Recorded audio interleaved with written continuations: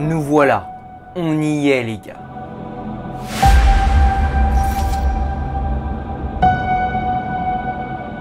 Les semaines qui suivent vont définir la saison du PSG. C'est un tournant de la saison, un moment aussi palpitant qu'angoissant. Dans un mois, on saura si cette saison est un échec ou une réussite pour le PSG.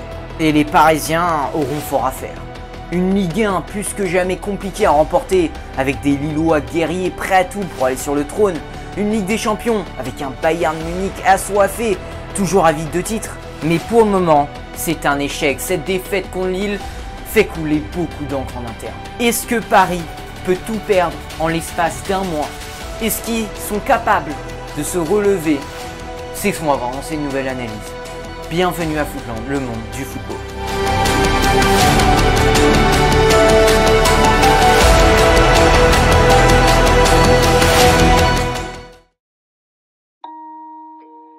Ce débat ne cesse de revenir sur la table chaque année.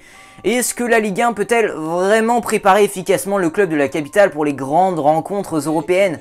Le PSG est-il dans une zone de confort? Bah cette année, bizarrement, on n'en parle plus. Et oui, contrairement aux saisons précédentes, les Parisiens n'écrasent pas la Ligue 1 au moment d'apporter les joutes continentales du printemps. En 2019, Paris comptait 18 points d'avance sur son dauphin Lille avant la double confrontation face à Manchester United en 8e. La saison précédente, les hommes d'Unai Emery portaient leur avance à 12 longueurs sur Monaco avant son opposition face au Real Madrid. Et en 2016, le PSG de Laurent Blanc avait même 25 unités d'avance sur Monaco avant le quart contre Manchester City. Et cette saison, ils ont 3 points d'avance sur Lille. Ah non, pardon, ils sont 3 points derrière le LOSC. Inacceptable. Inacceptable.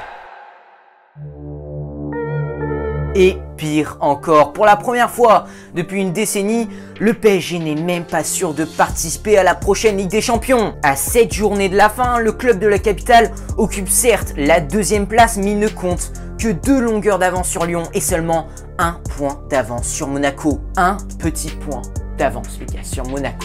Vous vous rendez compte un peu? On est à ça près d'une humiliation historique. Le PSG, l'équipe qui met le plus d'argent sur le marché des transferts et qui a le plus d'argent et de loin, même pas en Ligue des Champions. Imaginez un peu la catastrophe que ce serait. Aujourd'hui, c'est simple. Tout le monde se dit qu'il peut faire un résultat contre Paris. Paris ne fait plus peur. Alors bien sûr, ils peuvent finir 4e. Aujourd'hui, grâce à cette lutte entre les 4 premiers, cette adversité dans le haut de tableau devrait servir aux Parisiens car ils ne peuvent pas se relâcher. Mais d'un autre côté, les Parisiens doivent batailler dur sur tous les fronts, ce qu'ils n'ont pas du tout l'habitude de faire.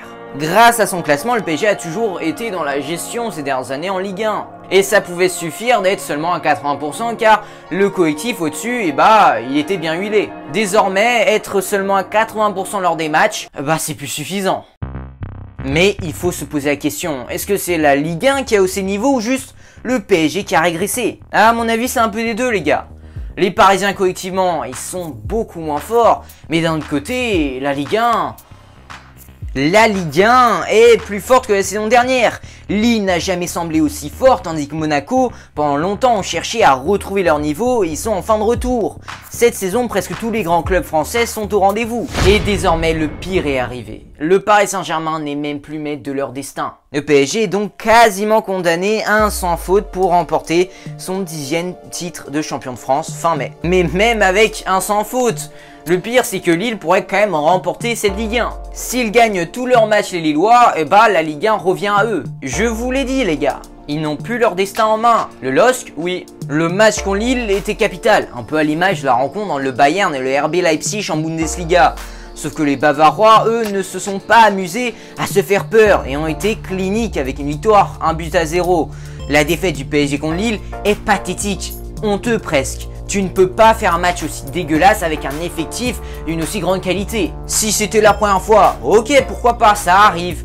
Mais là, c'est loin d'être la première fois. Lens, Nantes, Monaco, Marseille, et je peux en citer plein d'autres des équipes qui ont battu ce PSG là. Et c'est toujours pareil, il y a un manque de mouvement, d'envie, d'agressivité. À aucun moment j'ai vu ne serait-ce un signe de rébellion face à Lille. Comment est-il possible qu'il y ait 8 km d'écart parcouru entre les deux équipes à la 70e minute? Qui dit pas d'envie, dit pas de mouvement, dit pas de solution. C'est aussi simple que ça. Comment ce PSG là peut être champion?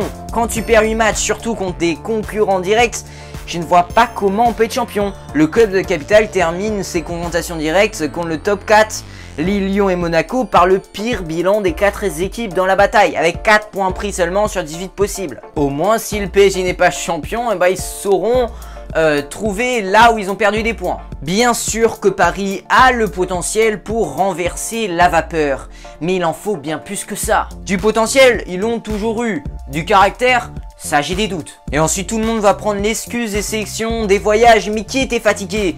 Mbappé, Kimpembe, c'est tout.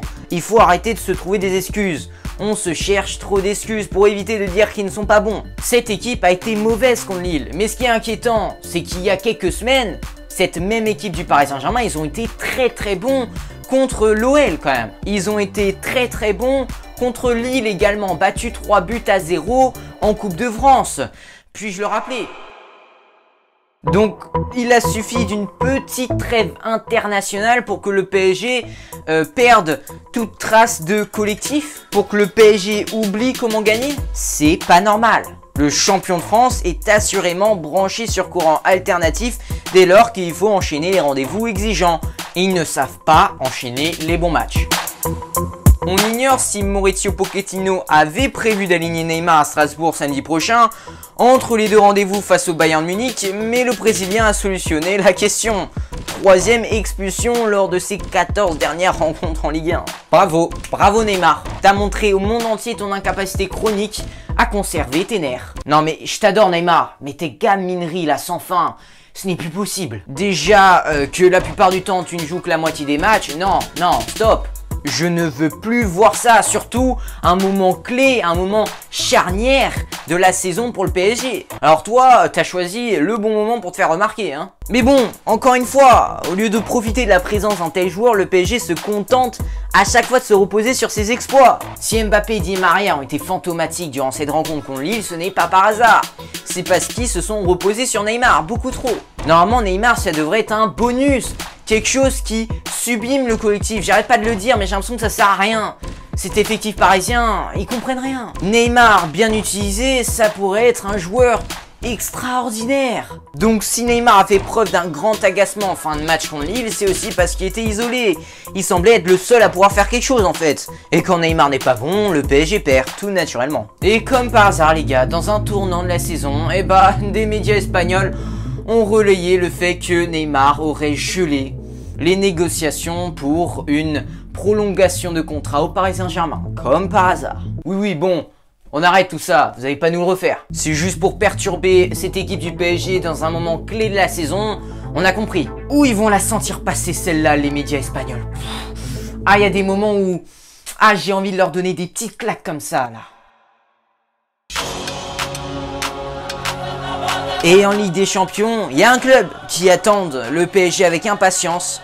L'épouvantail Bayern n'aurait eu aucun mal à croquer l'équipe parisienne entrevue ce samedi au parc. Et s'il y a une chose qui m'inquiète plus que tout, c'est les latéraux du PSG. Je suis désolé, mais les Leroy Sané, les Gnabry, les Coman, vous pensez pas qu'ils vont s'amuser contre ce PSG? Et eux, ils vont pas se priver d'exploiter ces failles-là, hein. Les Kerrer, les Florenzi, ils vont morfler. Alors, Paris peut-il tout perdre? Oui, car même une qualification en C1 n'est pas encore assurée. A-t-il déjà tout perdu? Non. Voilà le seul motif d'espoir des champions en titre ce samedi. Il est mince, certes, mais il paraît que c'est aussi dos au mur qu'on reconnaît les grandes équipes. Mercredi, on saura enfin ce que cache l'énigme Paris Saint-Germain. Un gâchis monumental qui sera difficile d'assumer, ou une bête endormie qui attendait le meilleur moment pour se réveiller. Rien ne dit que contre le Bayern, les rouges et bleus ne vont pas basculer en mode Ligue des Champions comme ils l'ont fait un certain 16 février au Camp Nou. Avant le Barça, il faut se rappeler, beaucoup de monde s'inquiétait à leur égard et pourtant, on a vu leur réponse. Ils ont su faire le job. Et Lewandowski, il ne sera pas là. Navas, lui, il sera là. Et s'il y a bien un joueur que je fais confiance au PSG, c'est lui. C'est peut-être la seule certitude en fait. Mais ce qui est certain, c'est que d'ici le coup d'envoi de la rencontre mercredi à 21 h, Mauricio Pochettino va devoir remotiver ses troupes. Et pas qu'un peu. Voilà les gars, j'espère que cette analyse sur le PSG vous aura plu. Si c'est le cas, mettez un petit pouce bleu, ça fait toujours plaisir. Abonnez-vous les gars, ça fait toujours plaisir. Sur ce, moi je vous dis à la prochaine pour une nouvelle analyse palpitante. D'ici là, prenez soin de vous les gars. Ciao.